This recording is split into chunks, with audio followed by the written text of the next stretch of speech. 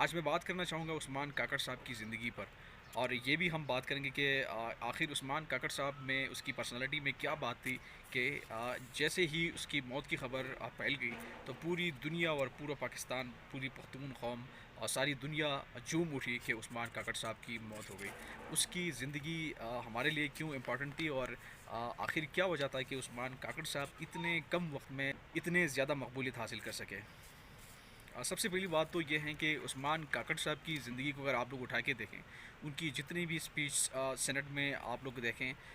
जितने भी उनका गुफ्तगू देखें, वो जो बात आइन की बलादस्ती में करनी होती वो सीधा करे करे सुनाते लोगों को, चाहे जितनी भी धमकियाँ उनको मिलते, जितने भी उनको पैगामात भेजा जाता है कि आपका ये होगा, अगर आपका वो होगा, कि ऐसे किस्म की बातें आपने बंद नहीं की। कमाल की बात यह है कि पूरे पाकिस्तान में जितनी भी पार्टीज़ हैं, उन सारे पार्टीज़ ने उस्मान काकड़ साहब की ज़िंदगी पे उतना ही सूख मनाया, उतना ही गम व परेशानी का इजहार किया जितना कि उस्मान काकड़ साहब की अपनी पार्टी वाले या आसपास अपने लोग कर रहे थे। क्योंकि वो जानते थे, सारे पार्टीज़ पाकिस्तान में जानते हैं कि आईनी बालादस्ती, सबको यकसा हुकूक मिलने से ही पाकिस्तान तरक्की कर सकता है और पाकिस्तान आगे जा सकता है।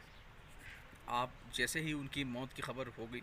तो सुबह से लेके खैबर पख्तूनख्वा तक जितने भी लोग हैं, जितने भी मुख्तलिफ़ ऑर्गेनाइजेशंस, मुख्तलिफ़ पार्टी से ताल्लुक़ रखने वाले मुख्तलिफ़ लोगों ने अब बहुत एक शानदार उनका इस्तकबाल किया, उसके उसके जनाजे को सलूट देते रहे। और ये मेरे ख़्याल में बहुत कम होता है और बहुत कम होता भी गया है अगर आप लोग हिस्ट्री उठा के देखें। अब आप लोगों से मैं ये सवाल करना चाहूँगा कि उस्मान काकड़ साहब की ज़िंदगी हमारे लिए कितनी इम्पॉर्टेंट थी। उनकी वजह से आज लाखों लोग सड़कों पे निकल आए हैं। उनका नारा ये है कि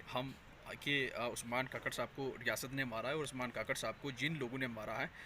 उनके उनके जो नाम ले रहे हैं, तो आप लोगों को अंदाज़ा लगाना चाहिए कि ऐसी किस्म की लोग, उस्मान काकड़ साहब जैसे बंदे, और उनकी ज़िंदगी कितनी इंपॉर्टेंट थी और दूसरे लोगों की ज़िंदगी कितनी इंपॉर्टेंट है। आप एस्टिमेट लगाएं कि अगर ऐसी किस्म की एक दो वाक़या और हो जाएं तो क्या हो सकता है, और इसी तरह अगर ये हालात